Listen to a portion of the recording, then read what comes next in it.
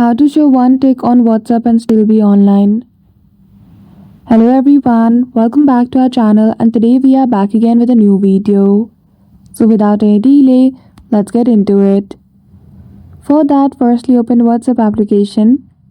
Log in with your account details. Click on three dots at the top right corner. Go to settings. Now in settings, so as to manage the feature of one tick and still be online, you simply need to head towards privacy.